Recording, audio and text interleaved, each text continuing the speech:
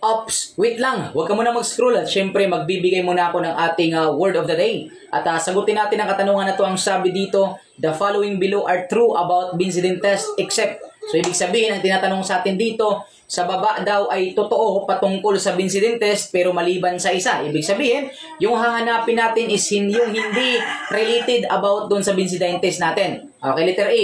Ang Vincent test ba ay a preliminary test for blood?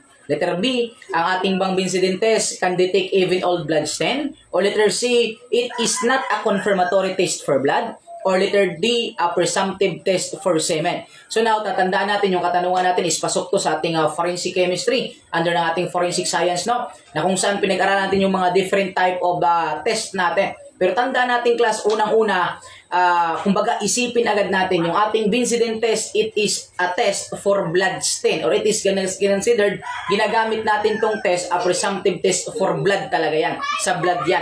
So ibig sabihin, unang-una class, tandaan natin yung preliminary test for blood, no? Pag sinabi a preliminary test for blood, so tama siya kasi nga sa blood yan. Ngayon, kung tama yung alpha class, preliminary siya, di ba? Preliminary test for blood, yung ating tinatawag na Vincent. So, ibig sabihin, yung Charlie, tama din yan kasi sabi niya, not a confirmatory test. Tama, kasi tama yung preliminary. Tanda natin, class, yung Vincent test, that is considered a preliminary test for blood yan.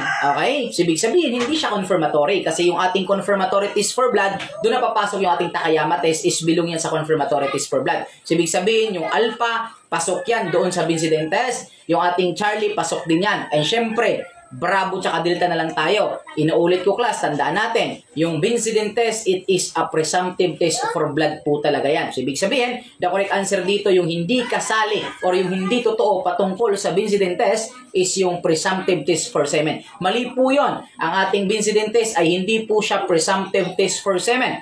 Yung ating pong presumptive test for semen ay nandun po yung ating Barberos test, Florence test, tsaka yung ating acid phosphate test, and so on and others na mga nabanggit po sa ating kumbaga pinag-aaralan natin. So the correct answer dito is Delta. And syempre sana nakatulong sa ito at ito pa din ang inyong God, your Mr. Word of the Day, Emmanuel the Master Schumann, Villa Easter Villacarlos sa CBRC National Lecturer and a registered community. Nagsasabi sa inyo na para pumasa sa board examination, kailangan natin ang baso siya at tsamba. Baso siya, basa, sulat, and share, sabi ng tsamba, tiyaga, sipag at manalangin bawat araw. Thank you so much. God bless you.